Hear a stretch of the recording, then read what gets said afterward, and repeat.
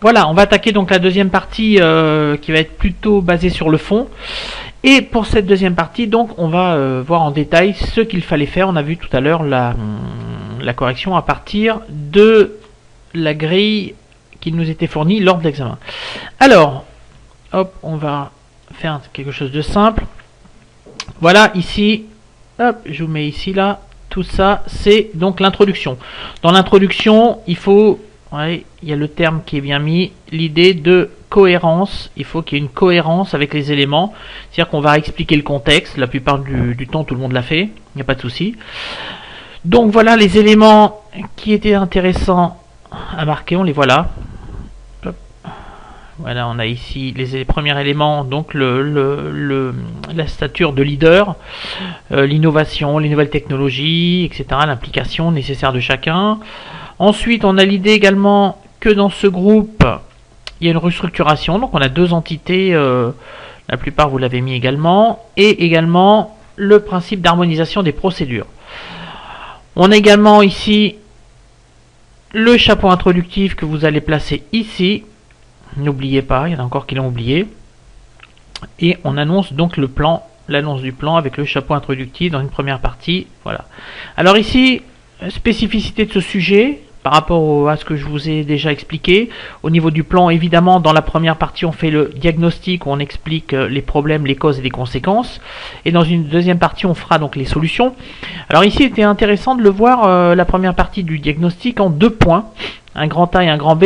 Et dans ce grand A, eh ben, il fallait ici parler des problèmes et des conséquences, et donc également des causes.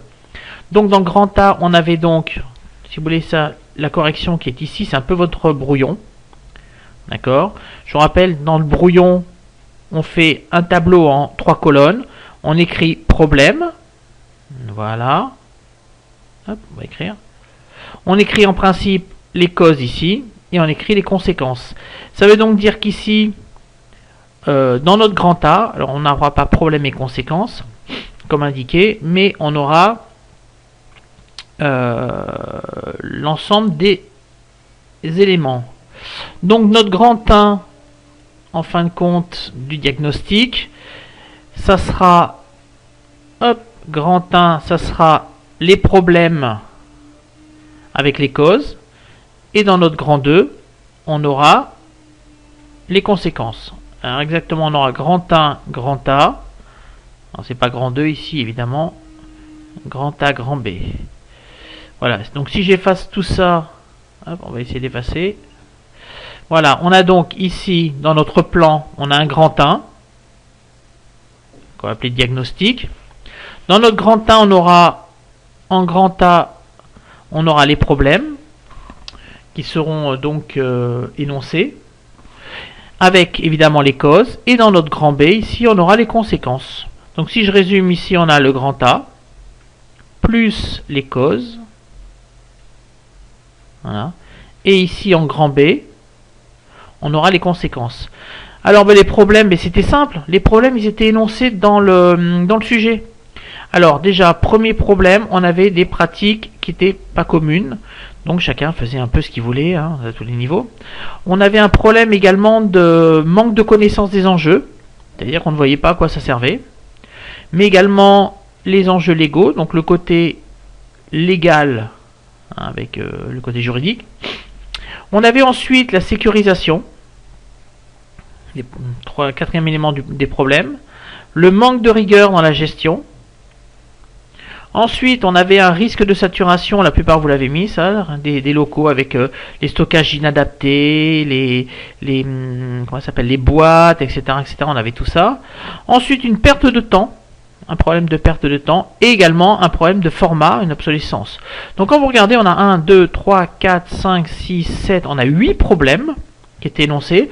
Et je vous rappelle qu'il suffisait d'en mettre 5, puisque c'était sur 5 points ça. Ça c'était sur 5 points. Alors attention, je rappelle ici, grand 1, problème et cause, avec dans le grand A, et dans le grand B, on a donc les conséquences. Donc dans notre grand B ici en deuxième partie, eh ben, les conséquences il y en avait plein. Alors, étant entendu que l'idée c'est de remettre dans le même ordre par rapport à tous ces problèmes, les conséquences qui sont ici. Donc, première conséquence, des conséquences logistiques, avec notamment un problème d'accès à l'information et de récupération. Donc, c'est ici. En principe, ensuite, on avait un problème par rapport à la méconnaissance des enjeux, un problème de sécurité. Il n'y a pas de protection. Les gens peuvent rentrer, voilà, il n'y a pas de traçabilité, rien du tout. Donc, retravailler sur ça. Problème juridique, puisque c'est des enjeux légaux. On expliquait le principe de la preuve, le respect de la loi, etc. etc. Au niveau de la sécurisation, toujours, la fragilité des traces. Hein. Hop. Historique, le patrimoine intellectuel de l'entreprise. Au niveau du manque de rigueur, la conséquence, ça a entraîné une gestion non optimisée des données. Au problème de saturation des locaux, ça entraîne des coûts. Je rappelle, on a la cause avant, ensuite on a le problème. Donc vous avez ici, si vous voulez, la cause, ensuite on a le problème, et ici on a la conséquence. Voilà, cause, problème, et ensuite on a la conséquence. On a les trois éléments, 1, 2 et 3. La conséquence, c'est ce qui vient donc après le problème, quand on analyse. Par rapport au niveau du temps, au niveau du temps, on avait un problème de temps. Et bien ici, la conséquence économique, baisse du rendement de l'entreprise, baisse des performances. Ensuite, au niveau de l'obsolescence des formats, ça entraîne des conséquences techniques. Donc on ne peut pas échanger, on ne peut pas communiquer, on perd des données, etc., etc. Donc comme vous pouvez le voir, on va changer de couleur. Hop. Voilà, on va mettre en bleu. À chaque problème ici, on a une conséquence. Voilà, chacune a donc sa propre conséquence. Ça veut dire que dans notre brouillon, quand j'ai fait mon brouillon, j'ai donc fait mon tableau en 3 colonnes. Première colonne problème, ou alors plutôt cause d'abord. Ensuite, deuxième colonne problème, troisième colonne conséquence. C'est tout simple, hein. Une fois que j'ai fini, il suffit de le recopier. Alors évidemment, on édulcore, on raconte un peu plus, hein. Mais sinon c'est exactement comme sur le brouillon, on remet exactement le plan. Donc voilà, ça c'était la partie 1 qui concernait donc l'analyse du problème. Alors tant qu'on y était, il fallait faire un outil.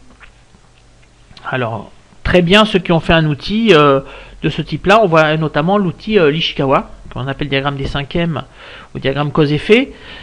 Ce qui serait quand même pas mal, c'est que la majorité d'entre vous révisent ces cours, parce qu'il faut peut-être quand même pas exagérer, ne pas savoir matière, milieu, main-d'œuvre, méthode, etc., etc. Il y a quand même une certaine limite. Alors ici, vous voyez, vous n'êtes pas obligé, aucune obligation de le faire sous la forme d'un arbre en arête de poisson. On peut le faire très bien sous la forme d'un tableau, c'est totalement admis. Donc ici, on avait, vous voyez, alors évidemment, l'idéal et l'intérêt, hop, on va se remettre en mode avec la tablette graphique. L'intérêt ici, c'était d'affecter à chaque élément DM les bons éléments. Par exemple, en matière de matériel, c'est un problème de boîte à archives. Ensuite, toujours au niveau des matériels, c'est les containers d'archivage qui sont peu pratiques. Au niveau du matériel, les lecteurs de disquettes, puisqu'on était encore avec des lecteurs de disquettes. Je rappelle, lecteurs de disquettes, c'est ce qui remplaçait les clés USB à l'époque. La méthode, je rappelle que la méthode, il y en a plein qui n'ont pas compris ce qu'est la méthode. La méthode, c'est la manière de faire. D'accord ? La méthodologie. Donc, on avait par exemple, au niveau méthodologie, par exemple, on imprimait tous les courriels. Alors, parfois, on peut retrouver un élément dans un autre ou dans plusieurs. La main-d'œuvre, pareil, avec la numérisation, l'absence de sensibilisation. La matière, c'est ce sur quoi on travaille, donc les variétés de documents. Et le milieu, on avait évidemment les locaux, etc., etc. Là, c'était quand même assez simple à faire. Donc voilà, à savoir qu'il y avait 2 éléments à mettre en place. Il y avait donc un outil du style Ishikawa, ou alors un tableau comme ça. Je répète, on n'est pas obligé de faire la forme d'arête de poisson. Mais évidemment, c'est préférable et puis c'est plus lisible. Et en deuxième outil, ce qui aurait été bien, c'était d'utiliser les données chiffrées qui étaient proposées, on verra plus tard. Dans les solutions, alors, dans les solutions ici, on va changer, hop, on va se remettre ici. On avait pas mal de solutions, il y en avait 5 notamment. 5 solutions. Alors évidemment, chaque solution était notée sur 2 points. On avait donc 2 points pour la solution et 2 points pour justifier. Alors, ça fait quand même 4 points. On avait donc 20 points en tout, on demandait minimum 5 solutions.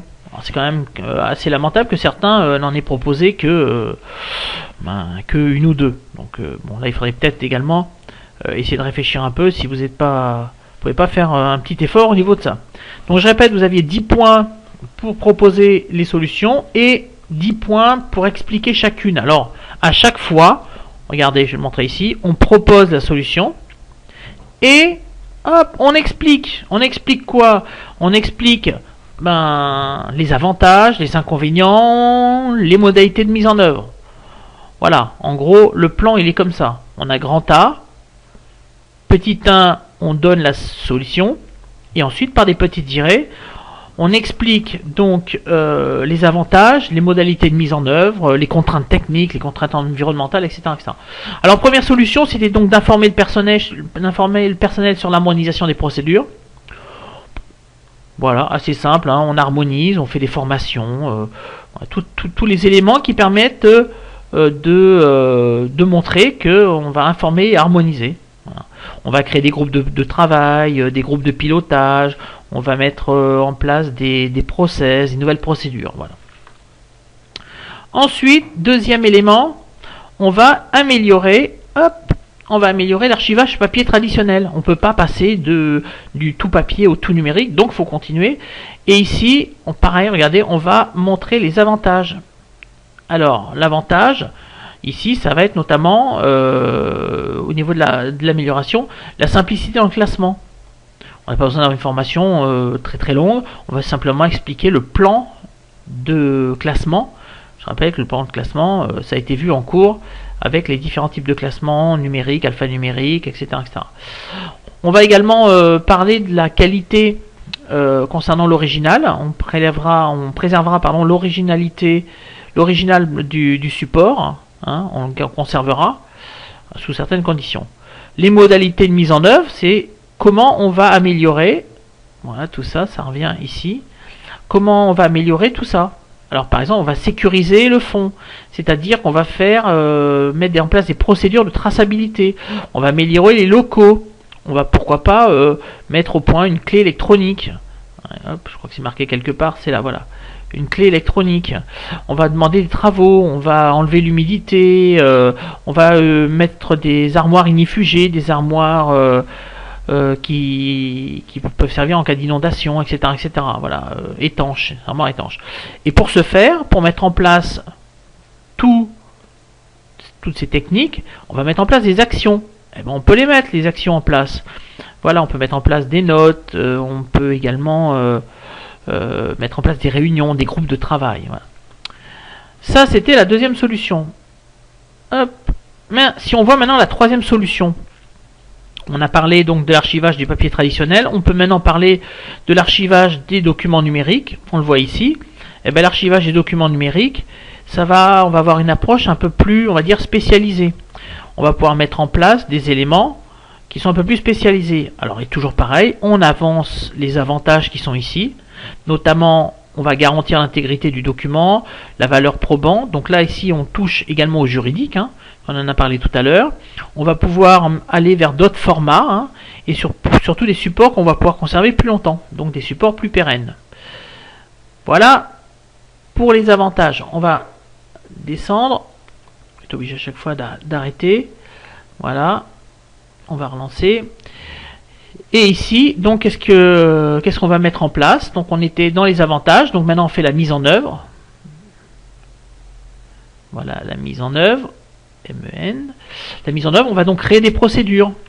On va ensuite gérer les supports amovibles. Donc, on va vérifier que la recopie se fait bien, qu'on a bien tous les supports. On va faire également des copies de sécurité. Ça, c'est un cours qu'on avait vu l'an dernier, quand on avait vu la sauvegarde des documents. On va également faire attention à la saturation des supports. C'est-à-dire, par exemple, sur une clé USB, on ne peut pas y mettre plus d'un certain volume. Sur un DVD, par exemple, c'est 4 Go 7. Sur un CD, c'est 700 mégas, etc., etc. Et on va également faire attention à la gestion des versions. On a vu ça également en cours. Donc c'est vraiment un multicours, on revoit un peu tous les éléments qu'on a vus en première et deuxième année concernant les versions. Je rappelle qu'on ne peut pas, entre guillemets, lire sur un logiciel ou alors sur un support des versions qui sont trop vieilles parce que ça ne marcherait pas, ou alors des versions trop récentes. Ça dépend dans quel sens on se met. Alors, ensuite, quatrième possibilité de solution, on envisage donc une solution en termes de gestion de GED. Donc la GED, hop, on l'a ici. Gestion électronique de documents. Toujours pareil, on a toujours le même plan et on garde toujours ici le même plan. Voilà, en petit 1 ou petit a comme vous voulez, on a les avantages. Et ensuite, on a la mise en œuvre.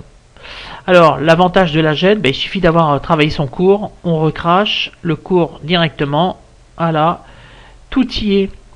Amélioration de la productivité, sécurisation des données, meilleure qualité, rapidité dans la recherche des documents, réduction de l'espace de stockage, reproduction rapide, etc., etc. On peut faire du cloud avec, etc.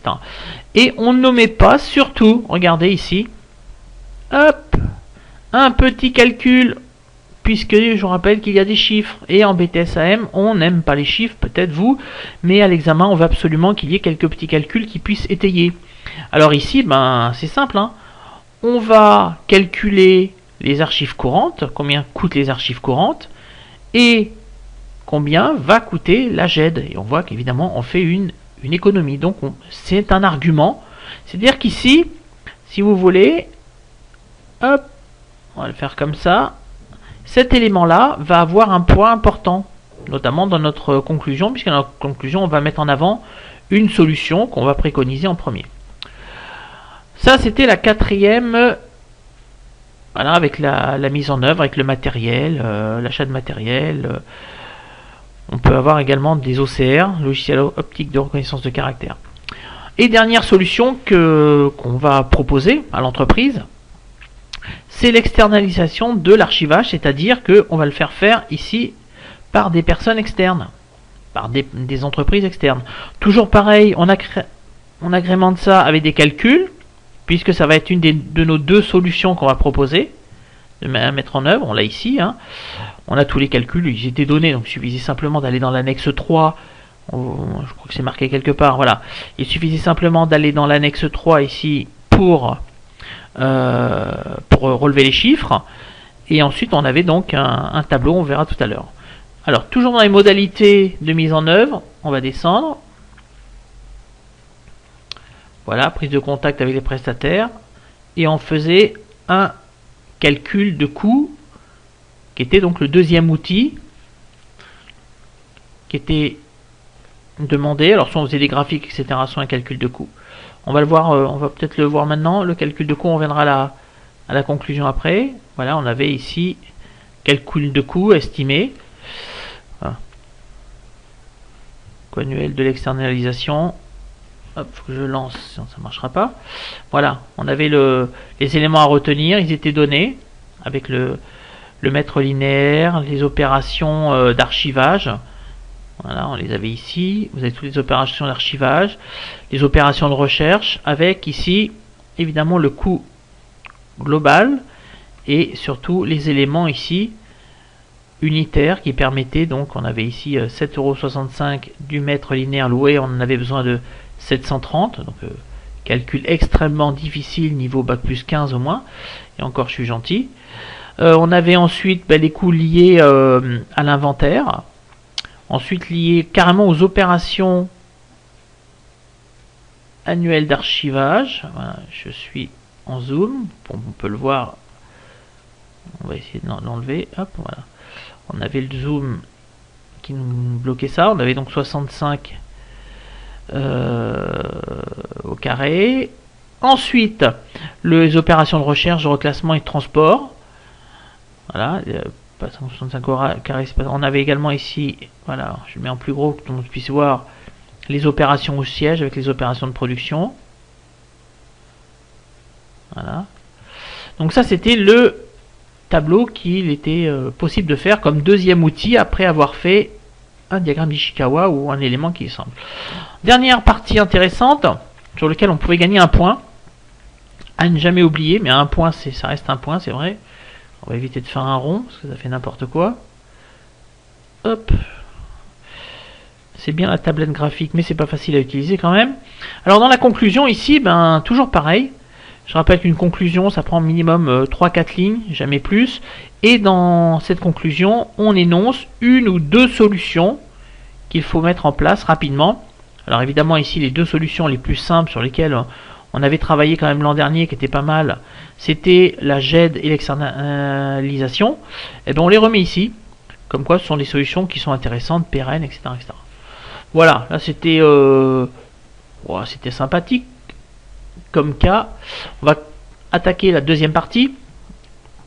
Alors la deuxième partie, c'était vraiment cadeau de la maison, il n'y avait pas d'autre mot.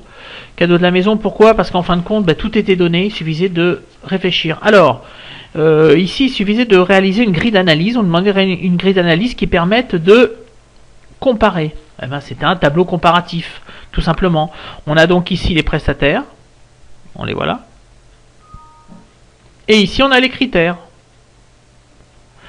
Alors, par contre, notez-le quelque part, quand on fait ce genre de tableau, toujours diviser les critères. C'est-à-dire, quand j'entends les diviser, on les a ici, c'est-à-dire les hiérarchiser. Première hiérarchie, les caractéristiques des prestataires. Ensuite, deuxième, les prestations proposées. Ensuite, la sécurisation. Et ensuite, on met les éléments. L'assurance, etc., etc. Je rappelle que là-dedans, par exemple, l'idée de structuration de tout ça, ça rapportait quand même 2 points. C'est quand même intéressant. Alors vous allez me dire 2 points sur 80, c'est pas beaucoup, mais 2 points sur 80, c'est toujours ça de gagner. Ça permet de passer de 10,2 à 10,25, et 10,2 ça fait 10, et 10,25 ça fait 10,5. Et 10,5, quand il y a un coef de 4, ça fait quand même 2 points à la fin. On peut avoir ou pas avoir son BTS rien que pour ces 2 points. Donc ici, il y avait donc 3, 4, ça dépendait comment on pouvait les mettre. 3 ou 4 structures, des rubriques. La première, les caractéristiques, j'ai dit, la prestation, la sécurisation, l'assurance, et la dernière, la sécurité des échanges. Hop, elle est là. Voilà. J'essaye de les entourer comme je peux. La première fois que je fais avec une tablette, donc c'est pas trop facile. Alors, à partir de là, à l'intérieur, on y mettait les éléments. Et les éléments, il y avait 10 points qui étaient donnés pour les points essentiels. Donc l'identification, localisation, les tarifs au mètre carré, l'incendie, inondation, voilà. Bon. Il y a eu quelques personnes qui ont eu 14 ou 13 sur 15. C'était pas très compliqué à faire. Il suffisait simplement de reprendre les éléments. Et surtout, c'était pas très long. Ensuite, on avait une analyse des grilles de pratique. Alors là, il faudra qu'il y en ait certains qui m'expliquent. Il y en a qui font des courriels. Je pense qu'il faut arrêter là, on ne fait pas de courriel pour ça. L'idée ici, c'est une grille d'analyse, c'est ni plus ni moins qu'un questionnaire. Alors évidemment, grille d'analyse, quand on vous demande grille d'analyse, vous ne voyez pas le mot questionnaire. Il suffit de faire un petit questionnaire. Certains l'ont fait, c'est très bien. Alors, on peut faire d'autres outils, mais l'idée ici, c'est vraiment de recueillir le sentiment des gens concernant les pratiques. Donc ici, on mettait les questions. On avait les réponses possibles ici. Je vous rappelle quand même que il y avait quand même 9 points pour les questions. Donc 1 point par question. On mettait 9 questions, on avait 9 points. Et ensuite, il y avait quand même 4 points pour voir si c'était quand même structuré. S'il y avait des éléments, on voit ici qu'il y a des éléments qui sont. Donc ça, c'était pas vraiment compliqué à faire non plus. Et on revient donc à ce qu'on a parlé tout à l'heure de tout ça. Donc pour résumer, effectivement, c'était un diagnostic opérationnel qui était, on va dire entre guillemets, un peu long, parce qu'effectivement, il y avait 4 outils à faire. Je rappelle, premier outil, c'était un Nishikawa, puisqu'on analysait un problème, on regardait les causes et ses conséquences. Un deuxième outil, c'était donc un calcul de coût. On calculait le coût. On pouvait très bien faire des graphiques, on n'était pas obligé de faire vraiment, voilà, on a le calcul de coût qui est ici. On pourrait très bien faire des graphiques. Et les 2 autres outils, mais c'était demandé. Voilà. Donc je verrai pour les autres corrections. On les fera peut-être comme ça, on verra. Pour voir si vous avez trouvé. Et si vous avez aimé. On va regarder tout ça en détail. On en reparlera en cours. Voilà. À plus.